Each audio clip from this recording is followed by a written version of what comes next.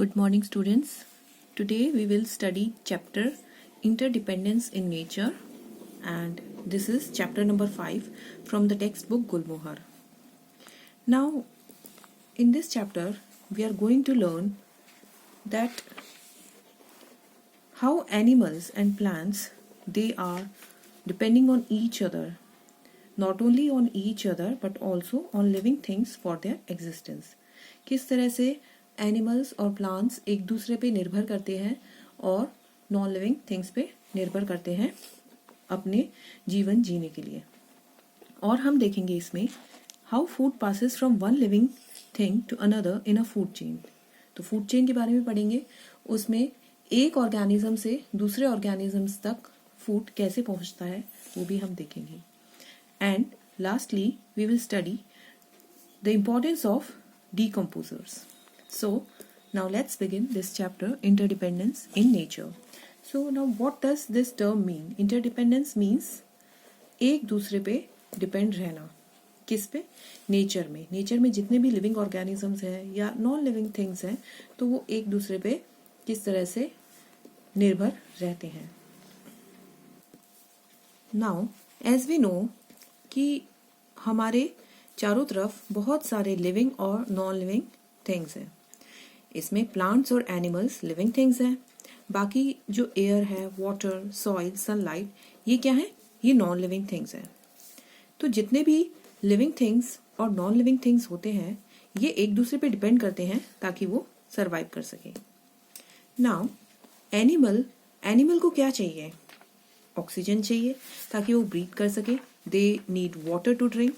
So these oxygen and water, oxygen they get from air and water is available on earth.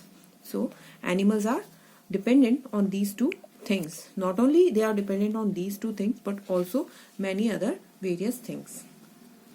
Now plants किस पे depend है?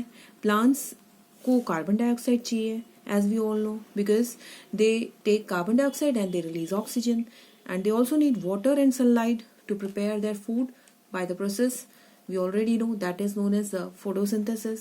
तो plants को carbon dioxide, water, sunlight चाहिए। and animals depend on plant for food and shelter. तो animals को अपना food कहाँ से मिलता है? plant से मिलता है, और कई सारे animals होते हैं जो plants को use करते हैं as their shelter. So plants, animals are interdependent on each other. So plant को एनिमल सिर्फ ऑक्सीजन, कार्बन डाइऑक्साइड ही नहीं देते, but plants also depend on animal for their pollination and dispersal of their seed. What is pollination? Plants take animal help because animal transfer pollen grains from one place to other. So plants are taking the help of animals for pollination and also disposal, means spread of their seeds from one place to another so a new plant can grow. Now that is why we say that there is interdependence in nature, because we have seen all the 3-4 factors that why animals and plants require support of living as well as non-living things. Now living things, they depend on non-living things. How? We will see in this. First of all, air. So plants and animals, they need oxygen. They use oxygen to get energy from food during the process of respiration. So they need air for oxygen. So we cannot stay alive for long without air. So air is very much required for respiration. अब respiration में क्या होता है? Plants और animals oxygen लेते हैं और क्या release करते हैं? Carbon dioxide. Now the plants use carbon dioxide from atmosphere, as we have already discussed, to make their food, and this process is known as photosynthesis. अब photosynthesis में क्या होता है? वो कार्बन डाइऑक्साइड देते हैं और ऑक्सीजन रिलीज करते हैं। अब ये ऑक्सीजन दोबारा कौन यूज करता है? This oxygen is again used by plants and animals, both of them for respiration. So both plants and animals, they require air to live. So अभी हमने देखा कि एयर एक नॉन लिविंग थिंग है एंड उस पे प्लांट्स और animals दोनों ही डिपेंडेंट हैं। अब हम देखते हैं दूसरा नॉन लिविंग सोर्स कौन सा है. So that is water. So water is very much essential to all plants and animals. Why? To carry out their life processes. Life processes जो भी उनके सेल में प्रोसेसेस होते रहते हैं, तो उसके लिए water is of utmost importance. तो प्लांट्स क्या करते हैं, वो मिनरल्स एब्सॉर्ब कर पाते हैं, that is dissolved in water through their roots. So water is helping them as a carrier to absorb minerals. Plants इस वाटर को यूज करते हैं to prepare food during photosynthesis. तो फोटोसिंथेसिस में जो भी रिएक्शन होता है उसमें प्लांट्स रिक्वायर वाटर. तो प्लांट्स मिनरल्स एब्सॉर्ब करते हैं with the help of water, और photosynthesis में भी they use water to prepare their food. और water seed dispersal में भी help करता है. How? You can see coconut के जो seeds होते हैं, coconut होता है, that is transferred with the help of water from one place to another. So water also helps in the dispersal of seed. Now कई सारे life process होते हैं bodies में animals के, तो उसमें भी water की requirement होती है.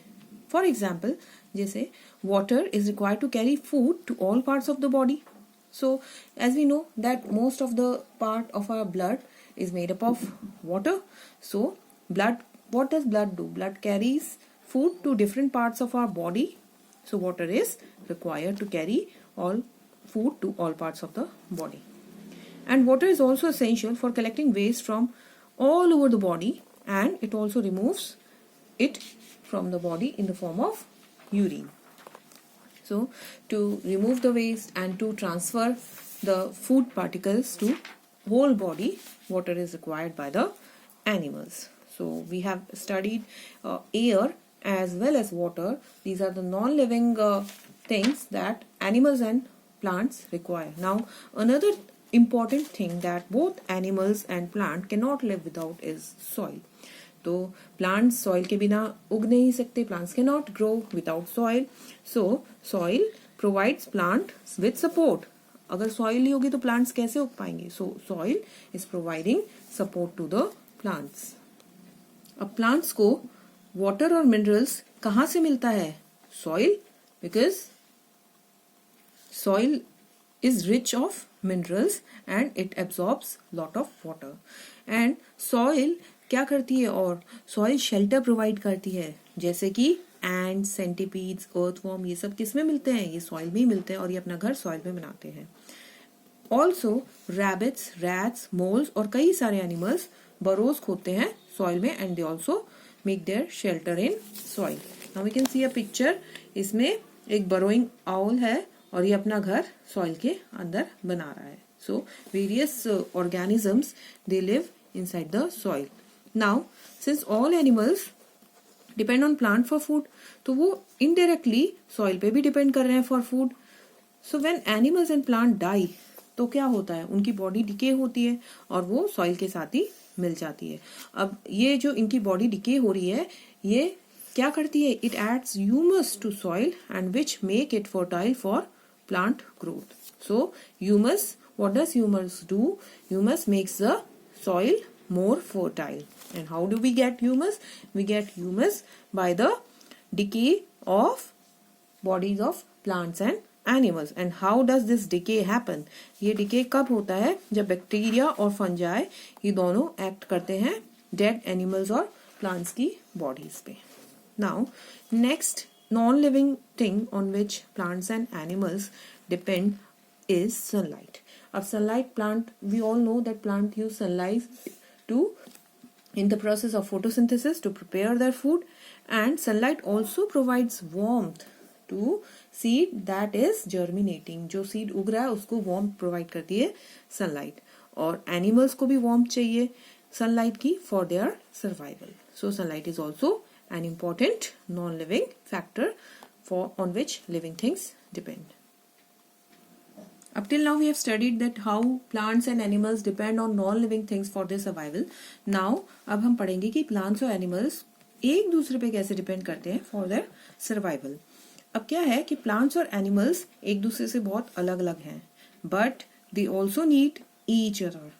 ना plant animal के बिना रह सकता है, ना animal plant के बिना सर्वाइव कर सकता है। अब एनिमल्स किस पे डिपेंड करते हैं? एनिमल्स प्लांट्स पे डिपेंड करते हैं। क्यों? अपने फूड के लिए। तो ऑल एनिमल्स या तो डायरेक्टली या इनडायरेक्टली प्लांट्स पे डिपेंड करेंगे अपने खाने के लिए। तो डायरेक्टली तो कौन कौन से एनिमल्स हो गए? हर्बीवोर्स हो गए। Herbivores are the animals that eat only plant. तो हर्बीवोर्स जैसे कि काउ, गोट्स, जिराफ्स, ये सिर्फ प्लांट खाते हैं, तो ये डायरेक्टली डिपेंड कर रहे हैं प्लांट्स पे अपने फूड के लिए। कार्निवोर एनिमल होते हैं लायन, टाइगर, वुल्फ, जो कि फ्लैश ईटिंग एनिमल्स होते हैं। तो वो दूसरे एनिमल्स को खाते हैं और वो इनडायरेक्टली प्लांट उनके लिए फूड है, बिकॉज जो वो दूसरे एनिमल को खा रहे हैं वो प्लांट्स को खा रहे हैं। So they depend indirectly on plant for food. Now animal depend on plant for shelter. So plant provide shelter to animals. तो किस तरह से प्रोवाइड करता है शेल्टर प्लांट?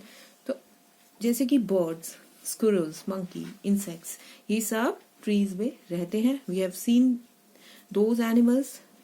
नाउ बर्ड क्या करती है? नेस्ट बनाती है ट्री में। स्क्विरल, मंकी और इंसेक्ट्स ये ट्री की ब्रांचेस में रहते हैं। Now animals, they depend on plant for oxygen as well. So first of all, before this we can see a beautiful picture. A squirrel, it is seeking for a shelter on the branch of a tree. So tree provides shelter for animals. अब animals क्या है? Plant पे depend करते हैं किस चीज के लिए? और ऑक्सीजन के लिए। तो प्लांट फूड बनाते हैं, ये हमने अभी पहले भी पढ़ा था, सनलाइट, कार्बन डाइऑक्साइड, वाटर को कंज्यूम करके, और उसके बदले में वो क्या देते हैं? ऑक्सीजन देते हैं इस प्रोसेस में, एंड इस प्रोसेस को हम बोलते हैं फोटोसिंथेसिस। एनिमल्स इस ऑक्सीजन को लेते हैं ड्यूरिंग रेस्पिरेशन, और प्लांट्स स्मॉल अमाउंट में लेते हैं oxygen during respiration. Okay, and at night, because night में सनलाइट तो होती नहीं है, so they can not carry on the photosynthesis, so they consume oxygen during that time. अब प्लांट्स क्या यूज करते हैं? कार्बन डाइऑक्साइड यूज करते हैं, जो एनिमल्स रिलीज करते हैं। तो रेस्पिरेशन में we all know that animals take oxygen, give out carbon dioxide. तो यही कार्बन डाइऑक्साइड प्लांट्स यूज करते हैं during photosynthesis. Now we can see a beautiful picture over here. अब इसमें क्या हो रहा है कि डे टाइम में व्हेन देयर इज सनलाइट, तो humans are breathing oxygen that is released by plant and giving out carbon dioxide, and similarly plant is also taking oxygen and releasing carbon dioxide. So this cycle continues, and at night what happens? That there is no photosynthesis, process of photosynthesis, so plants only take oxygen during that time and release carbon dioxide into the atmosphere. Now next thing is that plants animals पे किस तरह से depend करते हैं? They also depend on animals for reproduction. तो animals जैसे कि butterflies हो गई, हनी बीज हो गई, ये क्या करते हैं? ये प्लांट को हेल्प करते हैं to reproduce by the process of pollination. So by pollinating flowers. इसमें क्या होता है? कई सारे वेराइटीज ऑफ प्लांट एक लार्ज एरिया पे उगे होते हैं, और because birds and animals eat their fleshy fruit and scatter their seeds, तो वो उस फ्रूट को खाते हैं और उसके सीड इधर उधर छोड़ देते हैं बाय देयर ड्रॉपिंग्स।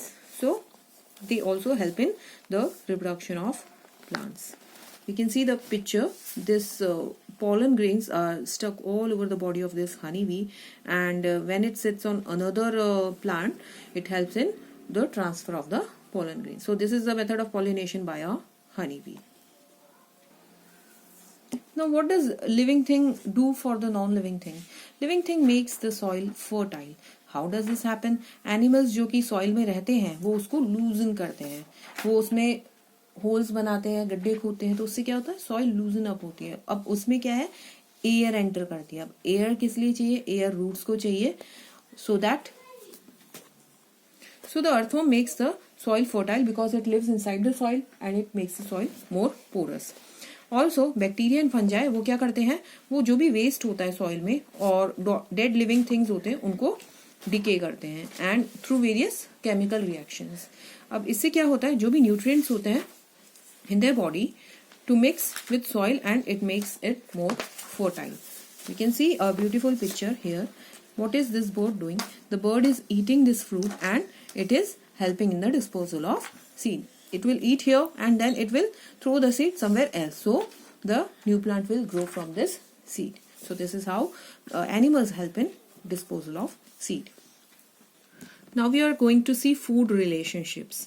तो interdependence plants और animals के बीच में हम देख सकते हैं by observing how food passes from one living thing to another. तो इससे हमें पता चल गया.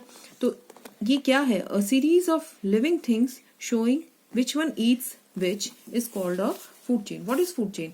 Food chain एक series है जिसमें एक living thing it shows which one which is called a food chain. Food chain ये किससे स्टार्ट होती है? हमेशा प्रोड्यूसर से स्टार्ट होती है. Remember this point. And they are eaten by herbivores which are primary consumer. Okay. And carnivores जो कि इंडायरेक्टली यूटिलाइज करते हैं food made by plants when they eat herbivores they are called as the secondary consumer. और eventually क्या होता है? जितने भी प्लांट्स और एनिमल्स मर जाते हैं तो बैक्टीरिया और फंजाई उन पे फीड करते हैं उनकी डेड बॉडीज पे और वो उसको ब्रेक डाउन करते हैं उनकी डेड बॉडी को सिंपलर सब्सटेंसेस में and which can be again used by plant. So this cycle keeps on going and bacteria and fungi they are known as decomposers. Now we can see a simple food chain, basic food chain. इसमें क्या है कि ये plants these are the producers, ये photosynthesis से अपना food बना रहे हैं.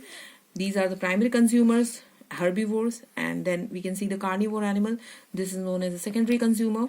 And when these animals die, they are being decomposed by the decomposers which include bacteria and fungi, and they release the nutrients whatever they decay in the process. They release the nutrients into the soil, back into the soil, and again these nutrients are utilized by the producer. So this is how the chain goes, keeps on going and going. So this is the food chain. It is the food relationships in nature. I hope you understood this chapter. Thanks for watching.